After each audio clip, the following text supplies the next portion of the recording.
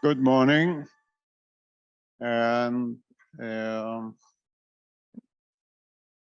I was just, let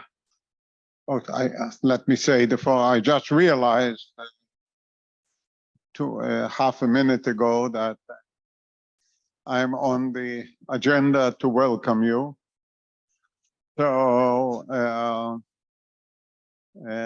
here I am, welcoming you to the 2 days that are more HD condo focused in this week-long throughput computing gathering. So typically I have a slide that gives some numbers. So I was able to quickly look at my slide from last year and apply some sophisticated arithmetic to the count of how many condo weeks we had. And it involves deep machine learning. And we may also apply some quantum computing to it, because there are obviously uncertainties in what we are doing. But to the best of my knowledge and with reasonable confidence, I can tell you that this is the 24th gathering that started as Condo Week, and so welcome. It is always a humbling experience to see all of you here, and as you will see today, there is a lot going on. I'm supposed to give you some strategic thoughts later today, so I will not say too much about strategy and where we are heading. As always, we are here to hear from you, the community. That's an event for the community to share how HD Condo is serving, or how it should serve, or how it could serve, and how it can do better for the application that you are running, whether it is a science application or coming up with a better investment strategy, or whether it is creating the next amazing animated movie. So it's, as I said, a humbling experience to see you all here. So I hope the next day and a half will be productive. And I think the next presentation, which is another tradition of recently of the Condo event, that we start with a science presentation to remind us all of why we are here. And it also, I hope I don't steal too much from your tender.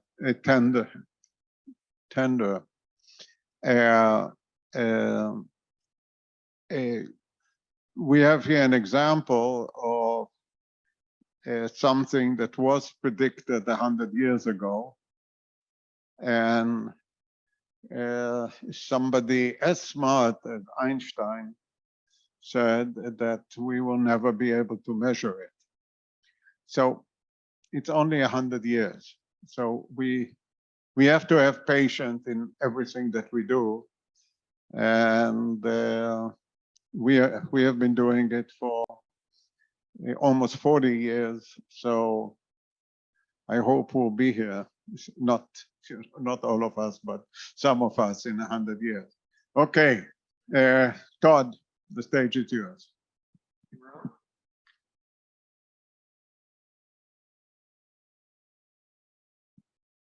So I would like to introduce our keynote speaker. She is a professor of physics at Georgia Tech University, also an associate dean for science at Georgia Tech, served as deputy spokesperson for the LIGO collaboration, and an all-around awesome person. Please give a warm welcome to Professor Laura Condonati.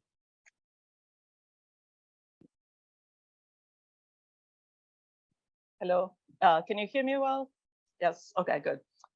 So first of all, thanks, Todd, as being as the person who invited me to come and speak to you today. It's always a joy to be able to talk about not only the science and the prospect, but also bring back to you some of the results that Condor has enabled. So I'm going to have some of those results along the way. So the title of my talk today is Unveiling the Universe Through Gravitational Waves. And I usually like to start with a little introduction on what are gravitational waves and what are we learning through them that's different from what we already know. So most of what we know about the universe is coming from electromagnetic waves. And still, there are lots of things that are mysteries, black holes, dark matter, dark energy, the origin and the evolution of the universe. So gravitational waves are a prediction of general relativity. And so general relativity is a different way of seeing the universe from what electromagnetic waves are telling us. So one of the big questions when I started working on these fields was the mysteries of black hole. What does a black hole look like? And so what you see here on this side is an image of the supermassive black hole that's at the center of the Milky Way.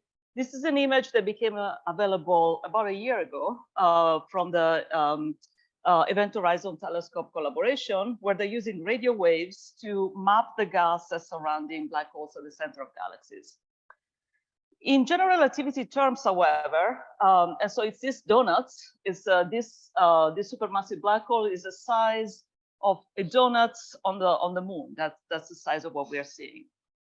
To general relativity, the black holes are, however, something a little bit different. They are compact objects that are so dense that they bend space-time at the point of creating a funnel. And so objects are attracted by black holes because they're moving around a hole in the fabric of space-time. Same thing about light. So to general relativity, the way the universe is held together is by describing the formation of this wobbly space-time and how objects are moving in the geometry of a curved space-time. So it's all about geometry. And so when things happen to black holes, say they collide, what they do is that they produce perturbations in this fabric of space-time. So think about this is a two-dimensional representation of space-time with a hole here that's a black hole. Think about two black holes merging, making another bigger black hole. In that process, the fabric of space-time starts wobbling. And so that's where gravitational wave enters, as ripples in the fabric of space-time. In this little animation, you see the gravitational waves that we are now being detected. They're the ones that are produced by two compact objects that rotate around each other. And doing so, they deform space-time. And this deformation propagates like a wave. It's a perturbation similar to when we throw a rock in a pond. And so if we can measure these gravitational waves, we can know what happened to the relativistic motion of these large masses and things that we cannot see through electromagnetic waves. According to general relativity, they travel at the speed of light. They are transversal waves. And as they travel, what they do is they change geometry of space and time. And so as you see in this little cartoon here, this is a gravitational wave traveling along this direction. And so what's a circle becomes an oval, is stretched and squeezed in opposite directions. So this is the effect of a gravitational wave. It change in length, a change in the way our clocks work as well. Physically, if we want to detect gravitational waves, we go after relative changes in length. So delta L over L is strain. And this is pretty much the only equation I put in my whole presentation, really, to point out that this strain that we're measuring is proportional to the acceleration of the mass quadrupole moment of the source. So the mass quadrupole moment is measuring the kind of asymmetry of the source. So we want something that's not symmetric and it's accelerating, and that's going to produce the gravitational waves. And then it's inversely proportional to the distance from the source. As we measure them, this can become a new probe for the universe. So at least here are some of the questions that I find most interesting and the gravitational waves can help solve. So some are fundamental physics questions. So is general relativity really the correct theory of gravity? Is there something we are missing because it's more subtle than GR can tell us? How does matter behave under extreme gravity? So let's think about what happens in or around the black hole. What's happening around objects like neutron stars that are so dense, gravity is so extreme that the equation of state, so how pressure and volume change in those environments is affected, because that can actually tell us something of nuclear physics on Earth as well. It can answer questions of astrophysics and astronomy. So what is powering the brightest events in the universe, gamma ray bursts, for instance? How do stars really explode? Do we really understand that mechanism?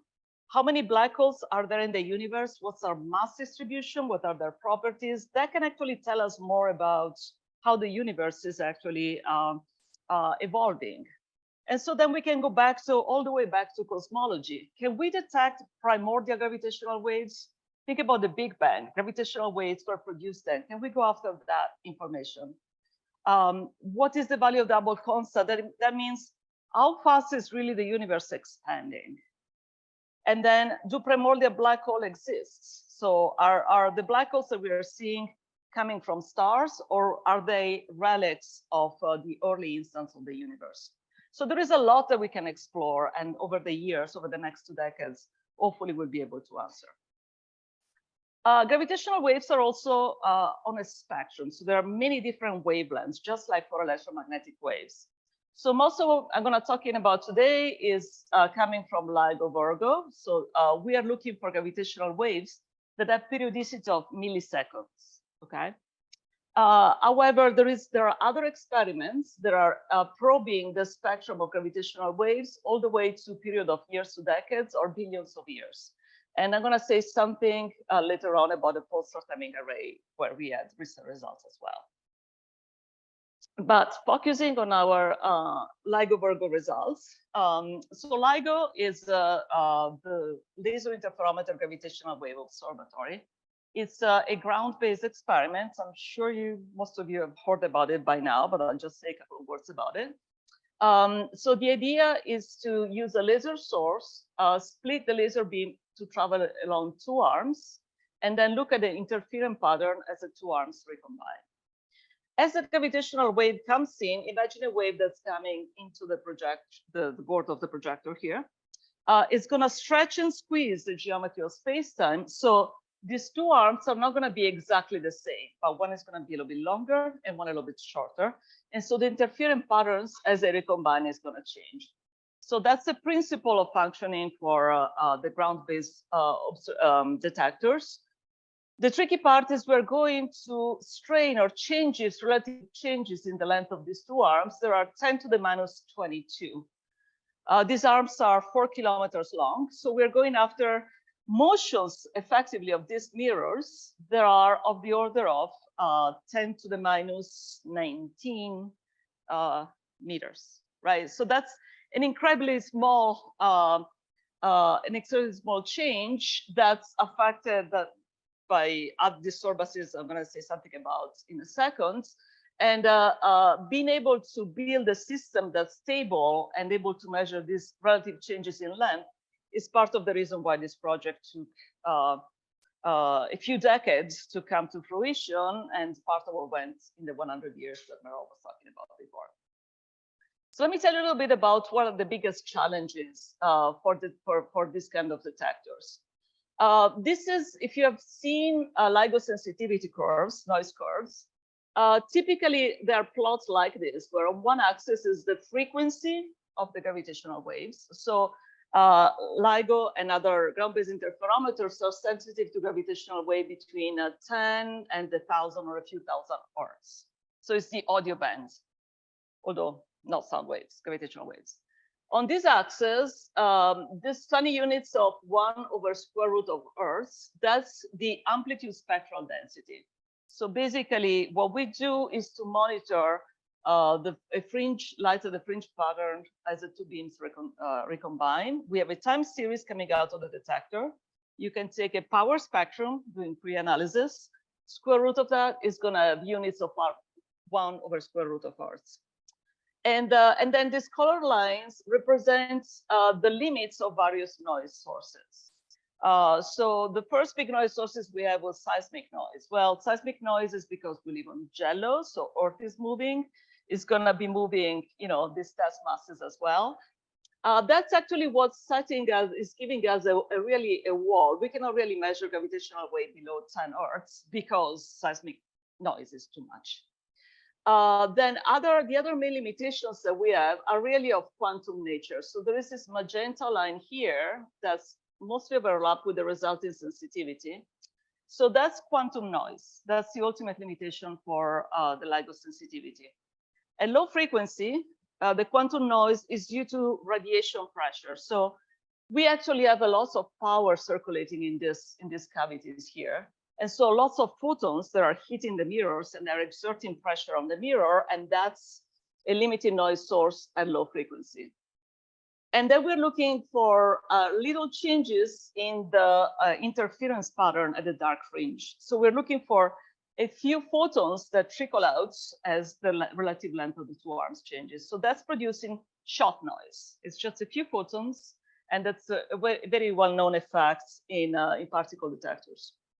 So we can increase the power, that's going to increase the noise pressure. We can lower the power, that's going to increase the shot noise. So ultimately, the current detector we have is limited by the balance between low frequency and high frequency. There are ways to address that I will talk about later. And then here, this red noise here is the limitation coming from thermal noise on the surface of the mirror. So those are the main three factors that are limiting the sensitivity of LIGO. When I first joined LIGO, we were mostly dominated by seismic, suspension noise. So all of those noise sources have been taken down over the course of LIGO commissioning and leading out to our more recent data. So we have two detectors that are part of the LIGO laboratory, I would say.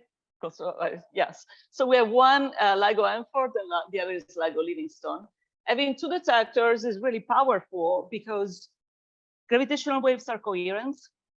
So they come and hit Earth all at the same time and in a coherent way. We need to take into account antenna patterns and so on, but they are coherent. Noise sources are local. So whatever quantum effect, whatever seismic effect, they are local. And so by requiring coherent signals here and here, we have a very powerful discrimination between noise and the signal itself. We have Geo600. It's a smaller detector that's going to appear in one of my next plots. Keep that in mind. It's used mostly for prototype and Astrowatch when these two detectors are not working. There is Virgo, that's in Italy. It's a 3-kilometer detectors. And then Kagra has recently come online in Japan. They are operating underground. And then there is a plan to build LIGO India. Hopefully by the end of the decade, we are going to have a detector there as well. And so by having all of these detectors, we actually have a network and we can start talking about triangulation in addition to giving a full coverage in observation. So this is a map or a chart of how LIGO observation together with Virgo observation and Kagra upcoming observation have evolved over time. So advanced LIGO in its current configuration started taking it in 2015. So that was the O1 run, O2 run, O3 run. Those of you who have been working with LIGO data are very familiar with this nomenclature. It's really observing run. And we just now started, we are at the early phases of the fourth observing run. So the metric that we use to say how sensitive LIGO is the BNS range. That is binary neutron star range. How far can we see gravitational wave from two merging neutron stars on average? And that's what's used to quantify the sensitivity. So we started at 80 megaparsec. In the most recent run, we were at 100 to 140 megaparsec. And now we are trying to achieve what's considered the target sensitivity for advanced LIGO. Virgo joined us in O2, so they are a little bit behind, but competitive, so we can actually do effective joint observation with Virgo. And CAGR is still, you see, at the beginning of their journey into commissioning. I can tell you more about that if you're interested. I just wanted to point out that by the end, the prediction for O4, the O4 run, is to have a number of events at the order of hundreds of mergers of black holes, a few neutron star black hole mergers, maybe tens of binary neutron stars. There's going to be an additional set of upgrades happening at the end of the decade. And so the O5 run, that's also known as A+, Advanced Virgo Plus, that's going to give another factor of 10 in the expected rate. So the number of expected events is going to grow steadily. So if you're curious, I took a snapshot of how the detectors are doing. I downloaded this yesterday. So this is data from July 11. Everybody is welcome to go and check how LIGO is doing if you're interested. But just to give you a sense, these are plots that show the sensitivity of the detector. This is that 1 over square root of hertz versus frequency. This is what the real noise curves are, not the schematic graph you saw before. This is GEO in black, and these are the two LIGO, Hanford, and Livingston detectors. That metric, how far do we see the binary neutron star? These are histograms of that for one specific day. So at the end of the previous run, Livingston was 135 megaparsec, and now we are in the 150 megaparsec range. So there has been a significant increase due to commissioning. Mostly, again, I don't have time to go into the details of this, but scattering noise sources have been reduced. And also, this mechanism of frequency-dependent light squeezing has been prototyped to try and address that quantum noise conundrum I was mentioning before. And then we have monitors of lock and stability and all of that. Again, I could tell you much more about that, but I have other things I wanted to mention as well.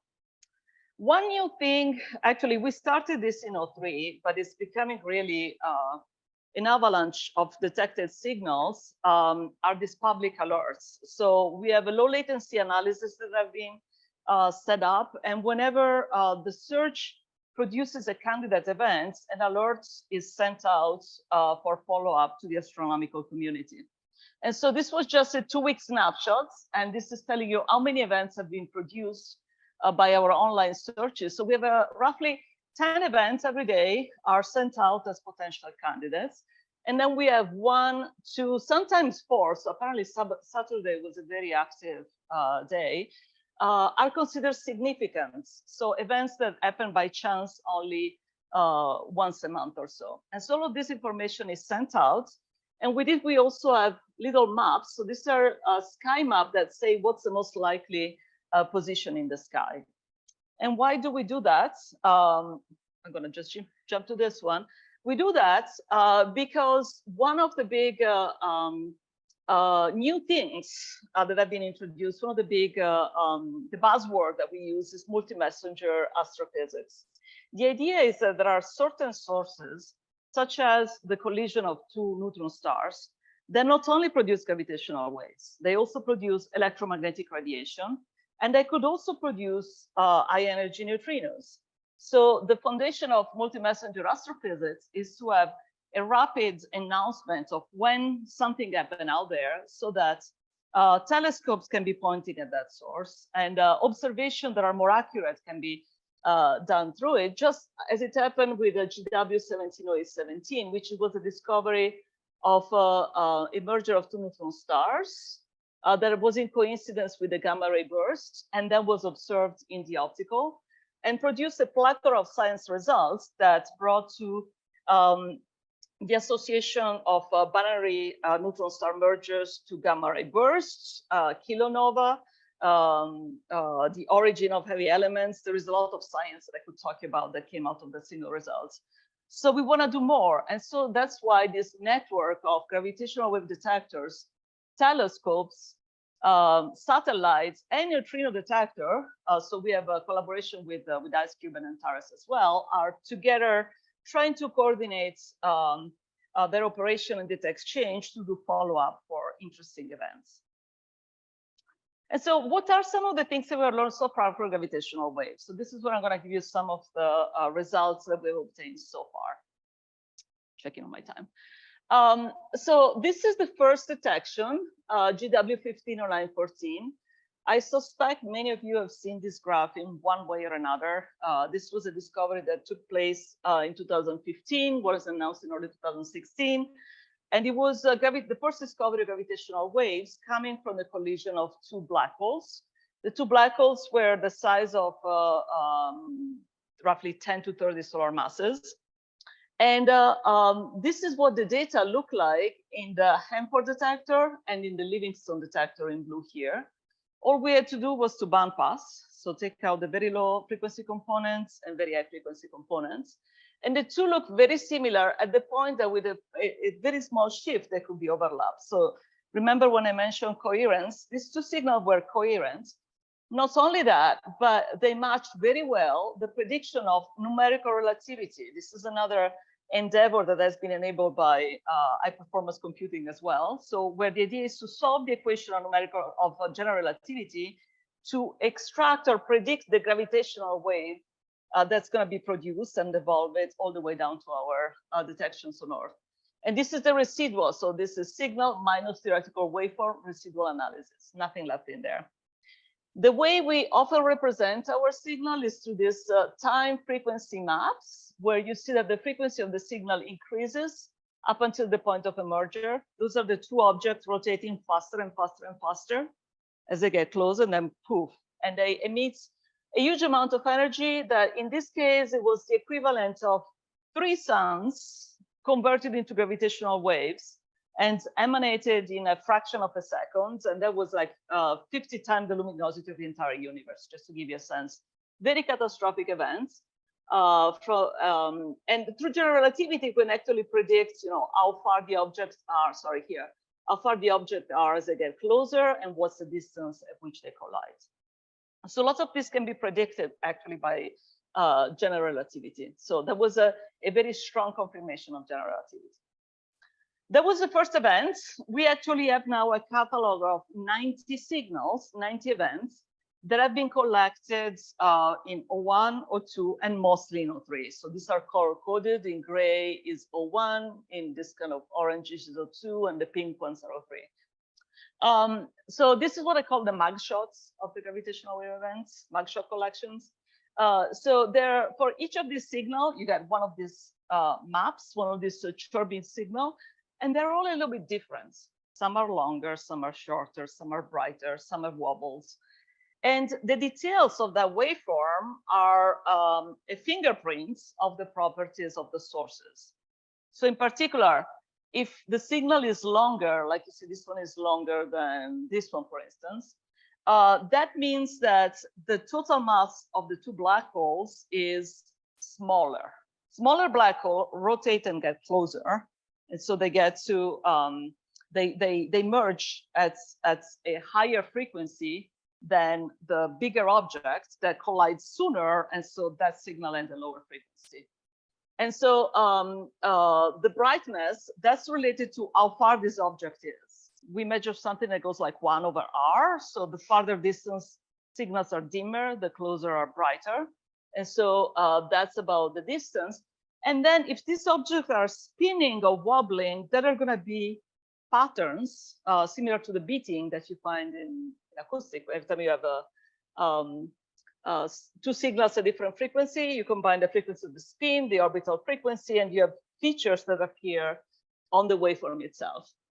So by analyzing all of these signals, which is by the way done by running millions of match filtering operation, this is where Condor has been coming in as a very powerful tool. We have been able to look at distribution of masses, spins, and distance. And so I'm going to say something about this in the next slide. So this is a different way to look at those black holes. So these are all the compact objects that LIGO and Virgo together have detected so far. We call this the stellar graveyards, right? If you think about black holes as being what's left behind, they could either be zombies like neutron stars or really skeletons like the black holes. That they're the remainder of big stars at the end of their life, most likely. So each of these is a set of two black holes that merges. This is a bigger black holes, and this is kind of this is like time compacted. And the prediction from stellar evolution theory is that there are two so-called mass gaps, so two intervals of mass where we don't expect to find any objects. So this is the lower mass gap between 2.5 and 5 solar masses. And that's predicted not to have objects because that's kind of between you either have neutron stars or black holes. The black holes are going to be bigger in mass. And so we were not expect to find any events in here. The higher mass black hole is something that's coming from supernova, the pair instability supernova theory that says, well, you have, there is a certain region of masses between 80 and 120 solar masses where we don't expect to have black holes because of how the supernova mechanism evolves. So the idea is that there are this pair production that take energy out of the star, they take mass out. So that was supposed to be an empty band. But instead, we have been finding objects in this region and in this region as well. And so, for instance, GW190521, that was the most massive black hole collision that have been observed to date. So these are two very heavy black holes that don't really make sense according to stellar evolution theory, but they're there. And so it could be that our understanding of supernova processes is not right, or it could be that these are hierarchical formation. This could be second generation black hole. Imagine that, two black holes merging in a bigger black hole, and then they find each other. And so that could be one of the theories. Another event that's interesting is a GW190814, which in this map is this one. So this is something that's a little bit too big to be a neutron star, but it's a little bit too light to be a black hole and making sense according again to stellar theory. And it's the most asymmetric system, and understanding that would be interesting not only to understand stellar evolution theory itself, but also something like this could have an electromagnetic counterpart. It could allow us to do tidal analysis to see what's actually happening as the merger happens. And so these are some of the events that have been of interest. And we've followed up on a few of these individuals with detailed papers. And we'll probably continue to do so in the next run for the outstanding events. But then we also take all of them and look at them all together. So we have a set of analysis. So we built this giant paper that's called the HTC23 catalog, where we actually show results for each of these merger events. So say we want to know what's the total mass versus Q is the mass ratio. So the asymmetry ratio between the two. So in reality, we cannot really quote a number, right? Because there is actually more like a confidence region that tells us the 90% probability that those are the parameters of the source. And that's done by doing this parameter estimation process, which again is throwing millions of templates and trying to match them to the data that we have. Bayesian inference, kind of extracting the property bands for each of those events separately. Again, would not have been possible without Condor, so thank you. So then we can look what's in here. These are likely binary neutron stars. In between, there are neutron star black hole likely events. These are, very heavy black hole, very light black holes. We can look at these plots and kind of pick and choose what are the most interesting. We can also look at properties of spin versus chirp mass. So the spin of black holes is interesting because it can educate us on the origin of the system, and I'll explain that in a minute. So we cannot really measure the spin itself. What we can measure is the chi effective, so the effective spin, which is, so think about these two black holes rotating around their own axis, and it could be in various directions. The chi effective is the projection of the total spin on the angular momentum. It's like a spin orbit factor, for those of you who are familiar with this from quantum mechanics, although it's a classical mechanics problem. So a positive chi effective means that the spin are aligned with the angular momentum. Negative is they're misaligned. And so there are some events like this one that's suggesting a negative chi effective, so misalignment. And so why is that interesting? It's interesting because if the two spins are aligned, that's consistent with a formation of the binary that's a formation as an isolated system. So imagine two stars, one becomes a black hole, the other becomes a black hole, and we have a pair of black holes.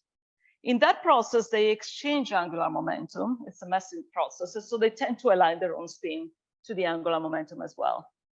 If, however, they are misaligned, then the most likely theory is that the formation of the system is dynamical. So there were two black holes spinning around their axis.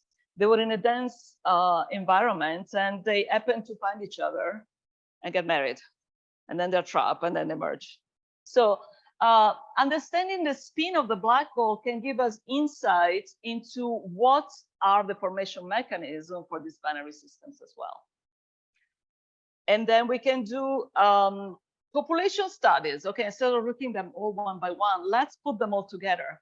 And so we've been extracting rates. So these rates, just to give you a sense, these are hundreds, tens to hundreds of binary mergers per gigaparsec cube. So a gigaparsec is like 3 billion light years.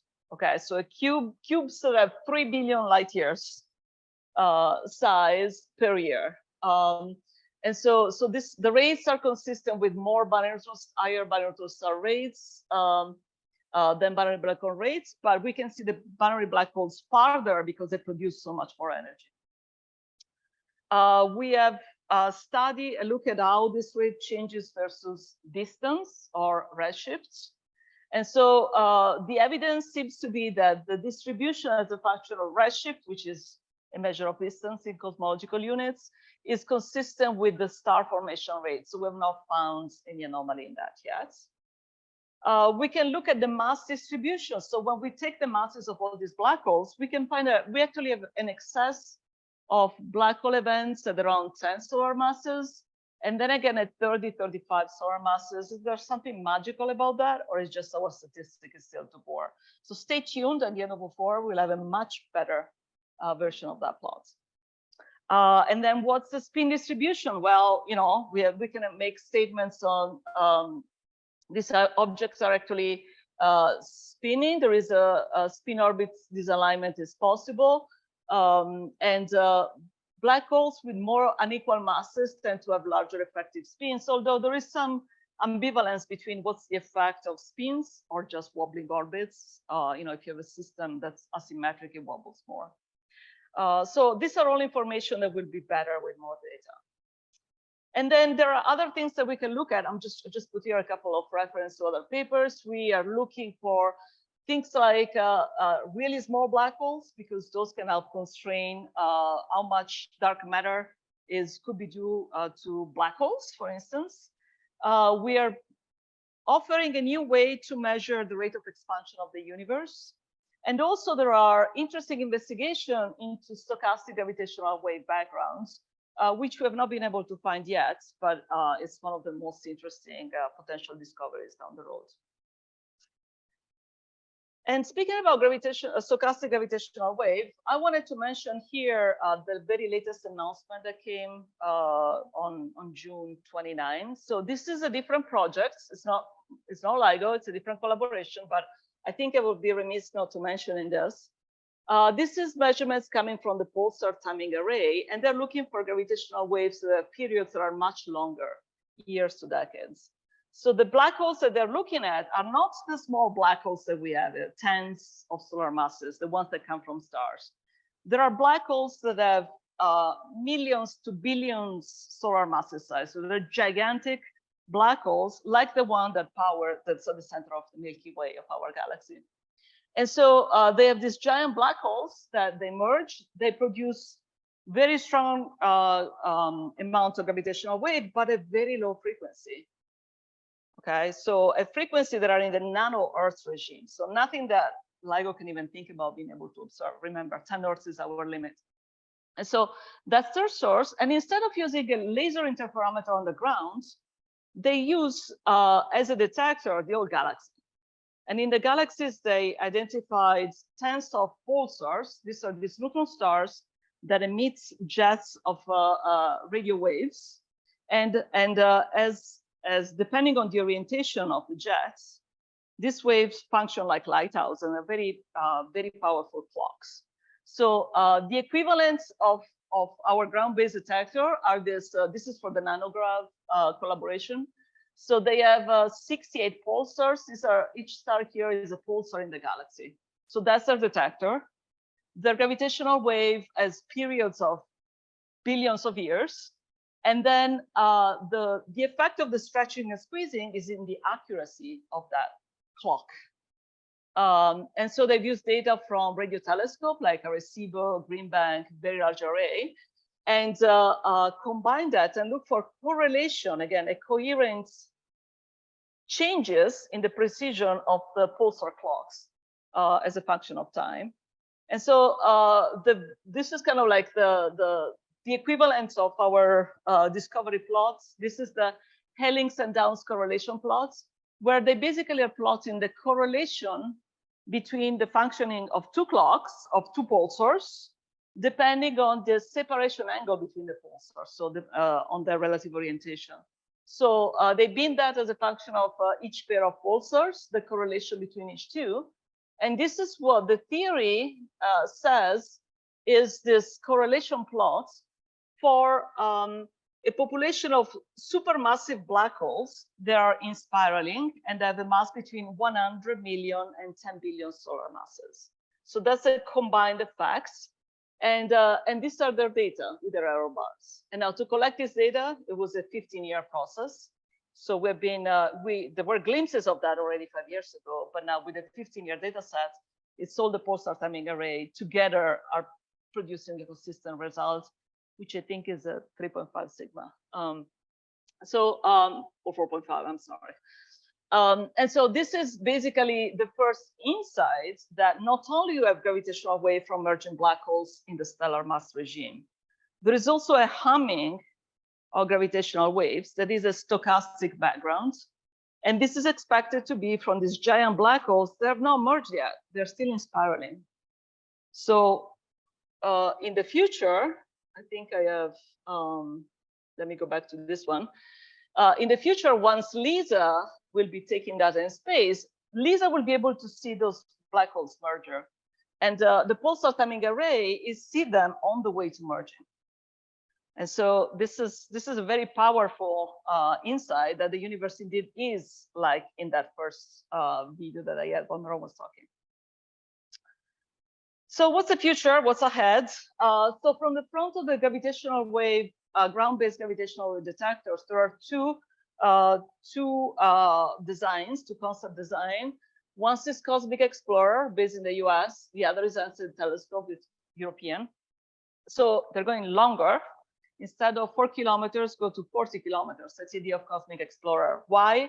Because most of our noise sources are at the detector or at the mirror, right? So we measure relative changes. And so if we make L in the denominator 10 times longer, then the delta L over L we can measure is 10 times smaller as well. And so, so that's the very simplified concept of how Cosmic Explorer will work. Einstein telescope, they're doing something more complicated. So they're only going to 10 kilometers, but they're going underground to reduce coupling with the ground motions. And also in the main design, they're looking at a triangular shape. So where you have an interferometer with these two arms, one with these two arms, one with these two arms. And so they can look at the polarization of the gravitational wave itself and additional effects. This is kind of projecting, this was the sensitivity of the LIGO-Virgo detectors, 2. Advanced LIGO detectors are NO2. This is orange, is our target sensitivity for our current run. The next phase, A+, that 05 run I was mentioning, is going to give us a factor of a fewing increase. That cube will give a factor of 10 in event rates. Cosmic Explorer jumps down by another factor of 10. And so at that point, we are looking at a rate of events seen by ground-based observatory that is not thousands per year, but 100,000 per year. So that's one of the big challenges in preparing towards that, is like, how are we going to be able to do an analysis of 100,000 events per year? We need to do something different. So that's where you all can help us a little bit. The science would be amazing. Okay, this is just, I pulled this out of one of their white papers. It's kind of not only do the certain science is the analysis of those 100,000 events and pull out the properties, dig into formation, do some work on neutron star structure, looking at the central engine of gamma ray burst jets, doing some tests of strong gravity. But also we'll start probing more accurately into things like dark energy, dark matter, modified gravity, and kind of like the reach of information is really huge. And then bringing it all together. So by the next decades, again, we're expecting that the ground-based interferometers will be 10 times more sensitive and open the range of science that we can do. LISA is expected to be launched in 2035. I believe that's still the date. And that will be in space, and we'll be probing a regime of black holes between what the pulsar timing arrays do and what LIGO does. Pulsar timing array, there are larger detectors that are in facility and observatories that are going to be built. And then measurements that are coming from cosmic microwave background polarizations are going to be probing the evidences for stochastic gravitational wave backgrounds in the very early universe. So they're going to go back all the way to the time of decoupling between the photons and matter. So that's when the cosmic microwave background was formed. And by looking at the polarization effects, they're going to look for traces and imprints of gravitational wave that precedes that. So that, this is a scheme of the multi-messenger, the multi-wavelength observation. And this is a plot that was in part of the Astro 2020 decadal survey that shows how the number of sources that could be black hole neutron stars, supermassive black holes, and stochastic background is going to increase over time as we go from our current era, where we have in numbers, we have hundreds, order of 100 black hole merger events. The number is going to increase by order of magnitudes, but then deconvolving individual supermassive black holes is going to become possible. And so at that point, by the end of the 2030s, 2040s, we are really going to be able to use gravitational wave the way that electromagnetic radiation is being used now. And then that's together with the information we are gaining from observation with neutrinos and cosmic ray detectors will give us what I call our multi-messenger and multi-wavelength revolution. And so the universe, as we see, won't look only like this, but really like this one. And that I've come full circle. Thank you very much.